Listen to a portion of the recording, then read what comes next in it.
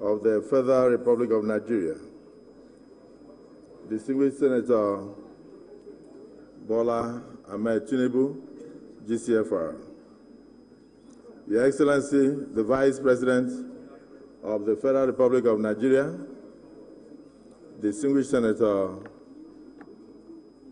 Kashim Shettima, GCON, my dear brother, the Right Honorable Speaker, House of Representatives, Right Honorable Abbas Tajuddin, the Deputy Senate President, my brother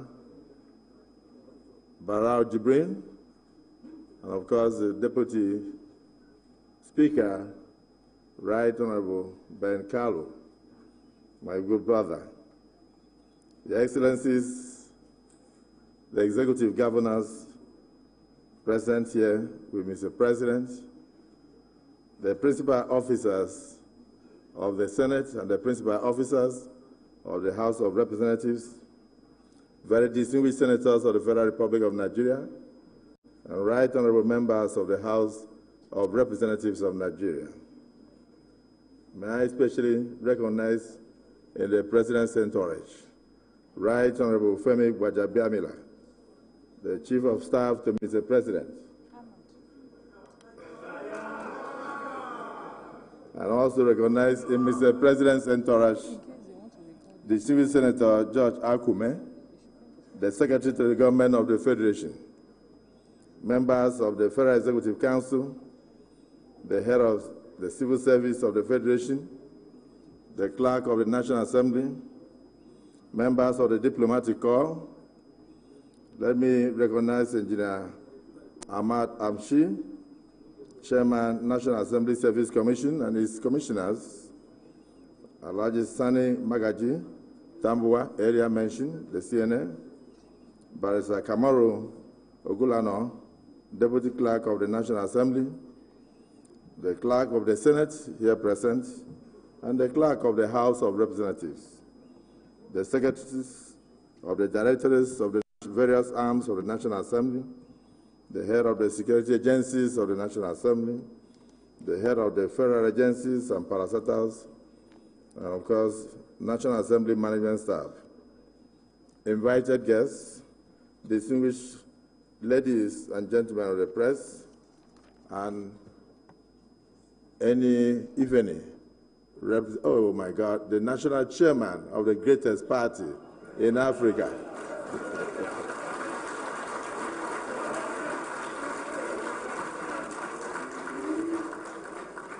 Permit me to apologize to the national chairman for the breach of protocol. I just turned and I saw his face.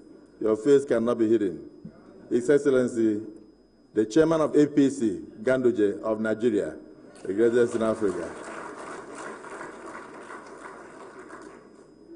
On behalf of the Right Honorable Speaker of the House of Representatives, the distinguished Deputy Senate President, the Right Honorable Deputy Speaker of the House of Representatives, the distinguished Senate Leader, the principal officers of both chambers, distinguished senators and honorable members of the House of Representatives, I, distinguished Senator Godswill Akpabio, with great honor and privilege, welcome an alumnus of this great National Assembly, our Reformation Ambassador to Aso Rock Villa, the esteemed President, Commander-in-Chief of the Armed Forces of the Federal Republic of Nigeria, His Excellency Senator Bola Ahmed Tinubu, GCFR, to the joint sitting of the National Assembly for this crucial budget presentation session of the 2024 budget estimates. We collectively extend the same sentiments to our esteemed Vice President, His Excellency Kashim Shettima, GCON, the Secretary to the Government of the Federation, George Akume, the Chief of Staff to Mr. President, the Right Honorable Femi Gbajabiamila, and indeed all honorable members of the Cabinet of Mr. President, and of course, other members of Mr. President's entourage here present. It is said that no matter how high the eagle flies, its talons keep pointing to the earth. Mr. President, we know that no matter how high you rise in life, your heart will always point to this assembly. Mr. President, the United States of America has had democracy for about 247 years. But it was only when it marked its 185th anniversary, that it succeeded in producing two former senators, John F. Kennedy and Lyndon Johnson, as president and vice president, respectively. But within 24 years of our democracy, we have achieved what took the United States of America 185 years to achieve.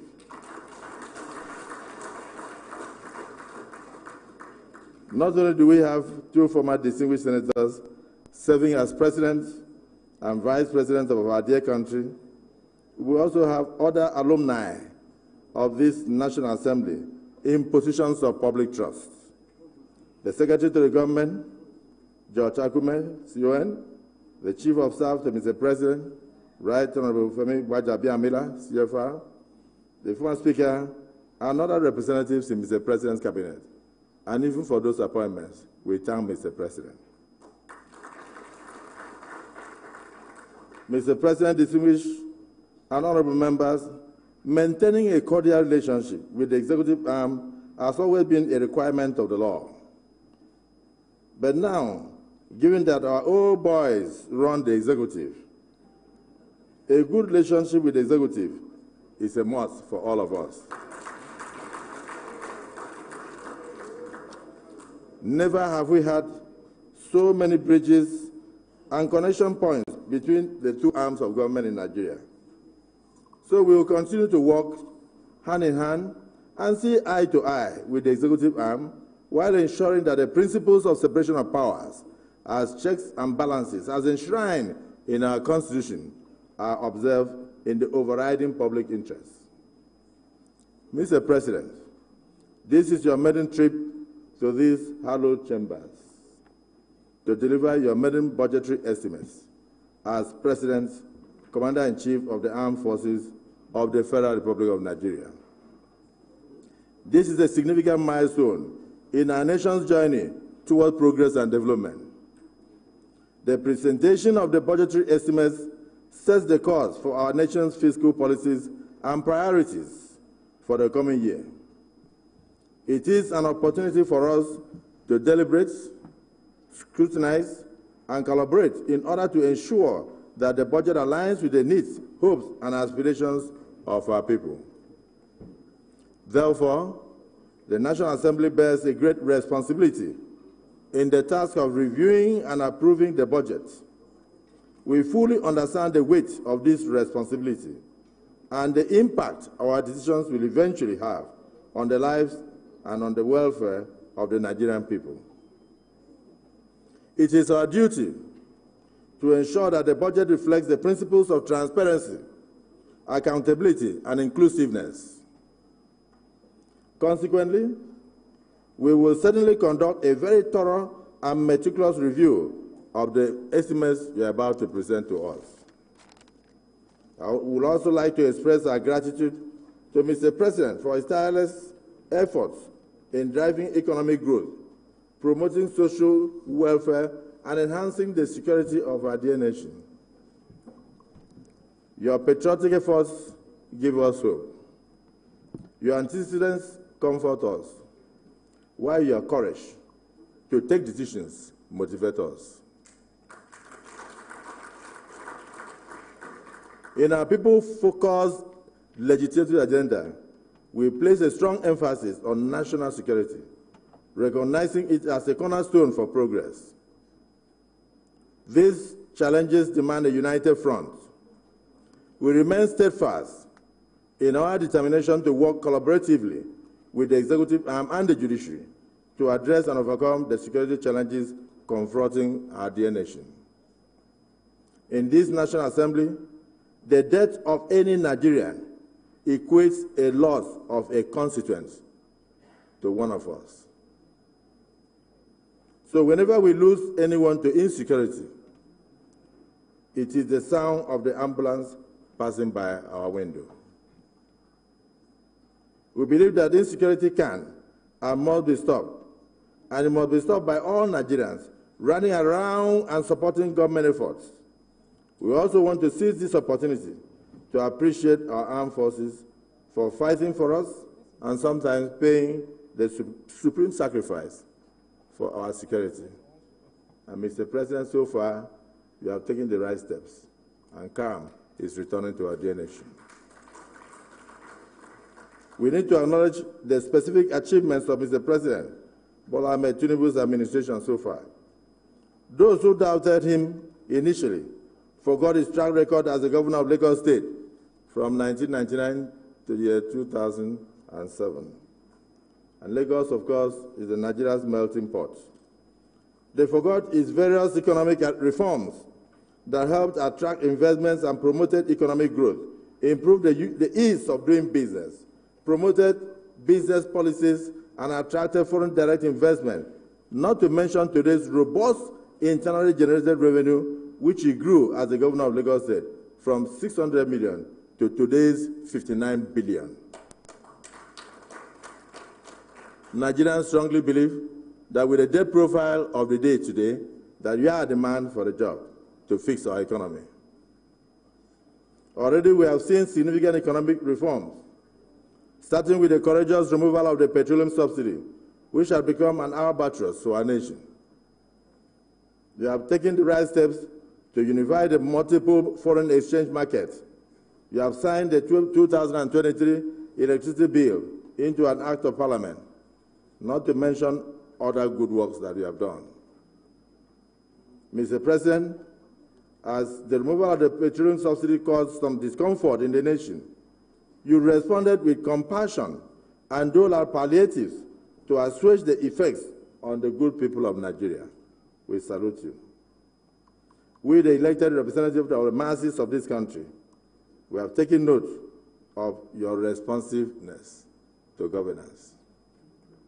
We have also taken note that these bold steps taken so far by this government have created some measures of economic discomfort to Nigerians, so we plead for continued support for the government to actualize the long-term benefits of these policies.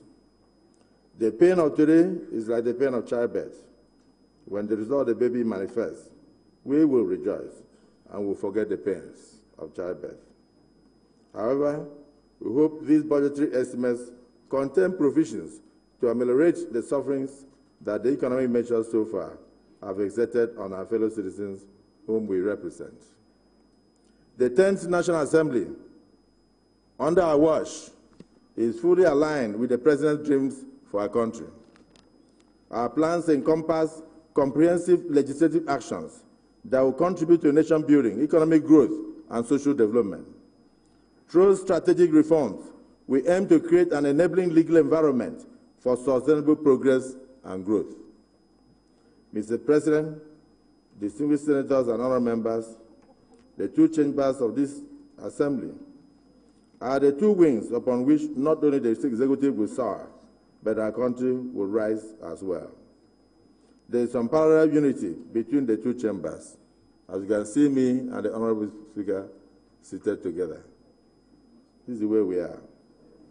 Very recently, the House of Representatives set forth its legislative agenda, and I was the chairman of that occasion.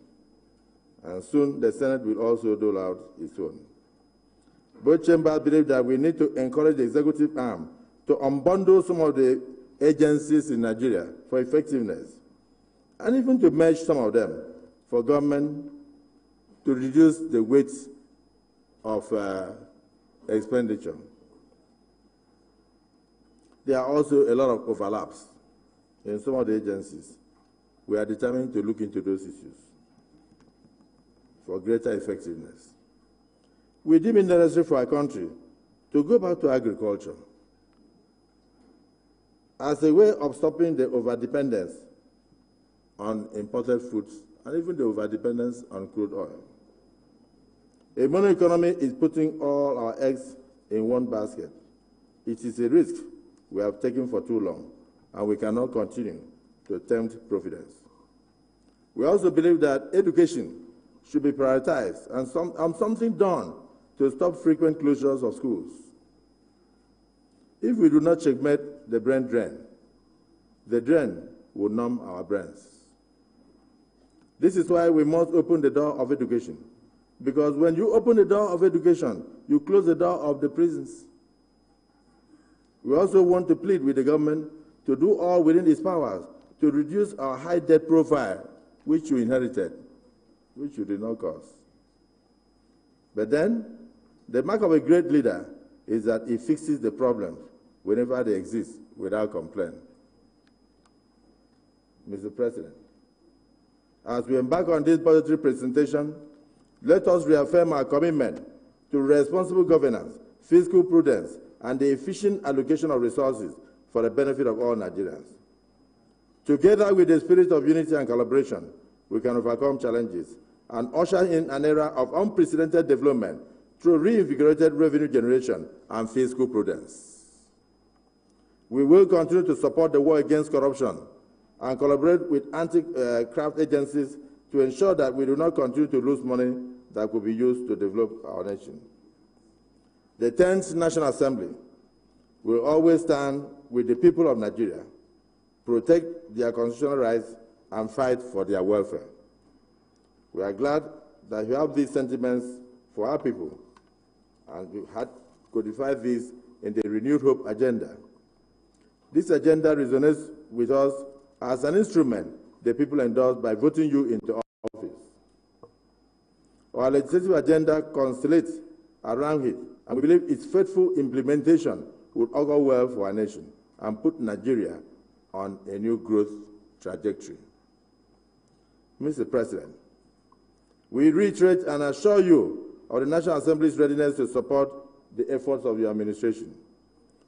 Our agenda reflects our dedication to the Nigerian people, and we look forward to achieving remarkable milestones for our great nation under your purposeful leadership. However, from whom much is given, much is expected. We will try to perform the oversight functions, and we expect that this Assembly will ensure that the taxpayers' money is used to benefit the taxpayer.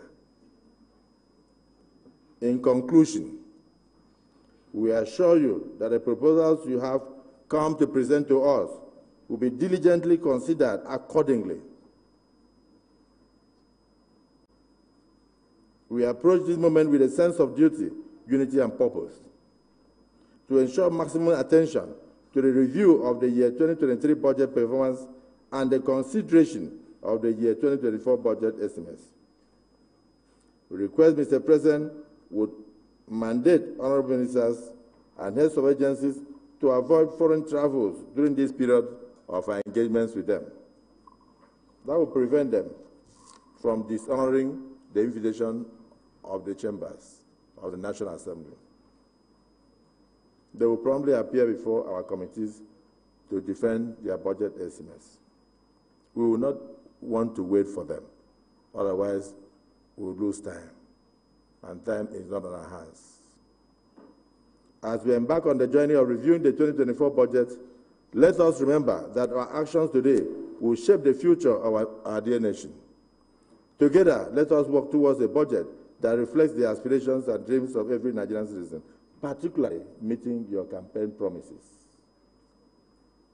Once again, the National Assembly salutes you that on your first day of attending the Economic Community of West African States meeting in Guinea-Bissau, they saw that Nigeria is back on the national scene and elected you as the chairman of ECOWAS. Congratulations. So, distinguished colleagues and honorable members, let us at this point welcome the President, a man with track record, an alumnus of the National Assembly, to present his budget estimates. Can we give him a resounding applause? Thank you.